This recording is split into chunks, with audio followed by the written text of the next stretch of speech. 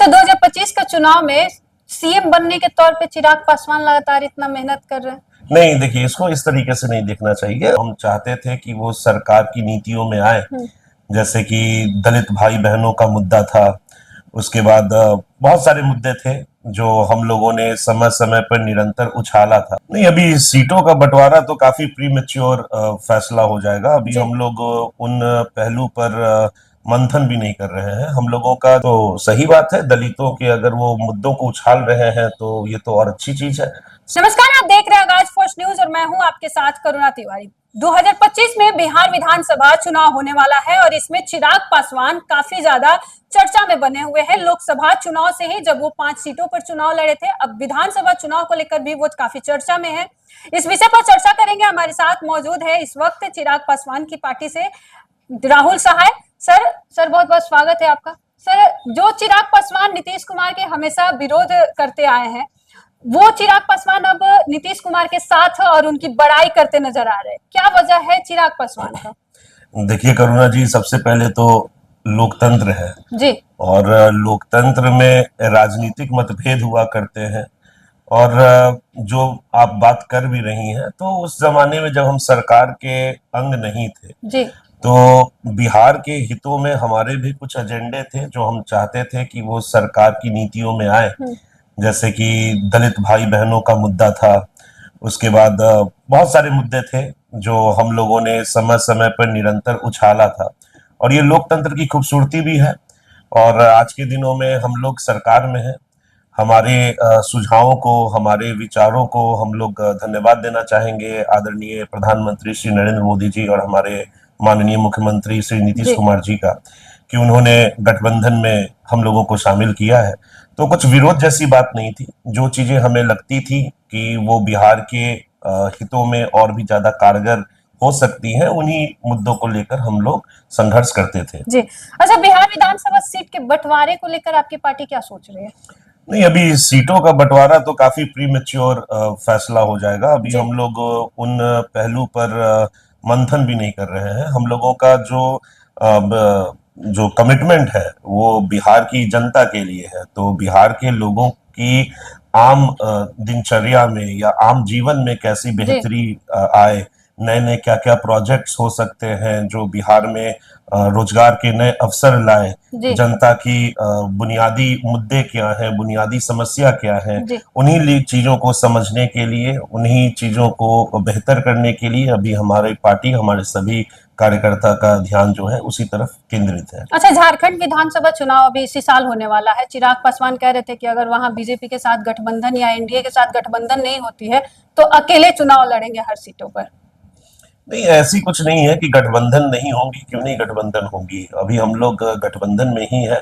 और देश जो है वो माननीय प्रधानमंत्री श्री नरेंद्र मोदी जी के नेतृत्व में विकास की नई बुनियादी जो मापदंड है उनको छू रहा है। तो निश्चित रूप से ऐसा कुछ नहीं है कि गठबंधन नहीं होगा। चाहे गठबंधन होगा, जैसा मैंने कहा, ये बहुत अभी प्रीमेच्योर चीज है। अभी हमारी पार्टी, हमारे सभी कार्यकर्ता का ध्यान झारखंड के आदिवासी भाई बहन जो है, जिनका हम लोगों का मानना है कि श्रीमान सोरेन जी की सरकार में झारखंड में कुछ नहीं बल्कि भ्रष्टाचार अपनी प्रकाष्ठा पार किया है। खुद जो सोरेन जी हैं वो खुद अभी बेल पर बाहर निकले हुए हैं। उन पर करप्शन के गंभीर आरोप लगे हुए हैं। और विगत 3-4 वर्षों में भी अगर आप झारखंड जाके वहां के अन्य शहर का दौरा भी करेंगे, सिर्फ रांची नहीं, रांची तो राजधानी हो गई, वहां तो चीजें कुछ और आपको दिखेंगी। लेकिन अगर आप जैसे हजारीबाग जाएंगे, जैसे लातेहार जाएंगे, जैसे गिरिडीह जाएंगे, इन सभी क्षेत्रों में विकास जो है वो 10-12 साल से रुक सा गया है। सरकारी तंत्र पूरी तरीके से भ्रष्ट हो चुकी है। हमारे आदिवासी भाइयों को हर दिन प्रताड़ित किया जाता है, सिर्फ जाति जनजाति की मुद्दों को उछाल के उनसे सिर्फ वोट लिया गया है। इन्हीं चीजों को सुधार करने के लिए हमारे नेता आदरणीय श्री चिराग पासवान जी झारखंड का दौरा कर रहे हैं, झारखंड के लोगों के साथ जनसंपर्क कर रहे हैं। अच्छा, 2 अक्टूबर को एक पार्टी गठित होने वाली है प्रशांत किशोर की। तो प्रशांत किशोर कह रहे हैं कि दलित और महादलित के जो सिंधमारी कर रहे हैं वोट का, और कह रहे हैं कि उन्हें हम अपना अगर सत्ता में आते हैं तो बहुत ज्यादा उनका जिम्मेदारी बढ़ेगा उन पर। वो आपके पार्टी में सबसे ज्यादा सिंधमारी दलित वोट पे कर रहे हैं, ऐसा लग रहा नहीं, ऐसा नहीं है। देखिए, लोजपा रामविलास की जो भी लोक समर्थन है वो कोई 1-2 वर्षों के संघर्ष की वजह से नहीं है। हमारे नेता स्वर्गीय श्री रामविलास पासवान जी की 45 से 50 वर्षों की राजनीतिक यात्रा रही है। उस राजनीतिक यात्रा में उन्होंने दलितों के लिए काफी संघर्ष भी किया है। तो हमारा जो वोट बेस है, जो हमारा जनाधार है, वो इंटैक्ट है और उसमें कोई सेंधमारी कोई कर भी नहीं सकता है। हाँ, जहां तक आपकी बात प्रशांत किशोर जी की है, तो सही बात है। दलितों के अगर वो मुद्दों को उछाल रहे हैं तो ये तो और अच्छी चीज है। सभी व्यक्तियों को दलितों के मुद्दे उछालने चाहिए। मैं तो कहूंगा बिहार ही नहीं बल्कि देश के सभी नागरिकों का ये मतलब कि रिस्पॉन्सिबिलिटी होना चाहिए कि गरीब पिछड़े लोगों की समस्याओं को उछाले। अगर उस दिशा में वो काम कर रहे हैं तो कोई नहीं, उनका स्वागत करना चाहिए। अच्छा, झारखंड का हो गया, बिहार में भी हो गया, अभी यूपी में भी कह रहे हैं चिराग पासवान के चुनाव लड़ेंगे, अलग अलग स्टेट में भी अब चुनाव लड़ रहे हैं। जब मतलब एक तरीके से कह सकते हैं कि उनके पिता द्वारा जो पार्टी गठित किया गया वो बिहार के अलावा कहीं और नहीं गई, सीधे केंद्र गई, उसके बाद किसी और राज्य में वो पैर नहीं पसारा। तो क्या चिराग पासवान अलग अलग राज्यों में अपना पैठ बनाने का प्रयास कर रहे हैं? देखिए, सबसे पहले तो स्वर्गीय श्री रामविलास पासवान जी राष्ट्रीय स्तर के दलित नेता हैं, थे, रहेंगे। जी। तो ये कहना कि स्वर्गीय श्री रामविलास पासवान जी का प्रभाव या श्री स्वर्गीय रामविलास पासवान जी की विचारधारा केवल एक प्रदेश में सीमित है, ये गलत है। आप देखेंगे भी तो मायावती जी हो गई, श्रीमान स्वर्गीय श्री रामविलास पासवान जी हो गए, ये सब दलित के बहुत बड़े नेता हैं। और तो जो हमारा नेता का जो संघर्ष रहा है, पहली बात वो किसी एक राज्य तक सीमित नहीं रहा है, वो पूरे देश में उनका प्रभाव है। हाँ, जहां तक आगामी चुनाव की बात आप कर रहे हैं तो जाहिर तौर पे हमारे नेता माननीय श्री चिराग पासवान जी के नेतृत्व में पार्टी एक नई दिशा में जा रही है। पार्टी पहले से काफी ज्यादा मजबूत हुई है संगठनात्मक तरीकों से भी।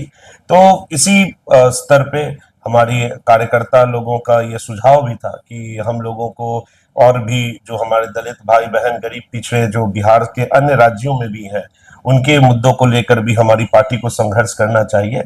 और इसी दिशा को लेकर आज जो है हमारे नेता श्रीमान चिराग पासवान जी अन्य चुनाव मतलब स्टेट्स के चुनाव को कंटेस्ट करने का सोच रहे हैं। अच्छा, 2025 का चुनाव में सीएम बनने के तौर पे चिराग पासवान लगातार इतना मेहनत कर रहे हैं? नहीं, देखिए, इसको इस तरीके से नहीं देखना चाहिए। जो चिराग पासवान जी युवा नेता है और युवा अगर आप देखेंगे बिहार में तो युवा के जो मांग है वो सदैव अगर आप देखेंगे तो उनको निगलेक्ट किया गया है।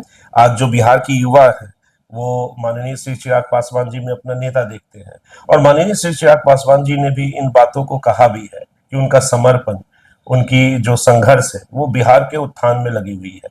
तो सत्ता रहे ना रहे ये हम लोगों के लिए प्राइमरी है नहीं। तो ये जो हम लोग काम कर रहे हैं या जो हमारे नेता का जो जनसंपर्क बन रहा है वो अपने युवा भाई बहनों के साथ जो चीजें हैं उसको और बेहतर कैसे किया जाए, उनकी समस्याओं को सुनने और समझने का प्रयास है। कोई मुख्यमंत्री का लोभ लालच नहीं है। लेकिन हाँ, अगर आप मेरी व्यक्तिगत राय पूछेंगे तो अगर मेरी व्यक्तिगत राय है तो निश्चित रूप से माननीय श्री चिराग पासवान जी बिहार के एक प्रभावशाली मुख्यमंत्री बन सकते हैं। उनमें वो सारी योग्यता है, उनमें वो सारी मतलब आप कह सकते हैं पढ़े लिखे हैं। तो अगर व्यक्तिगत राय है मेरी तो मैं तो कहूंगा कि हाँ, मैं तो देखना ही चाहूंगा उन्हें कि वो बिहार के मुख्यमंत्री बने।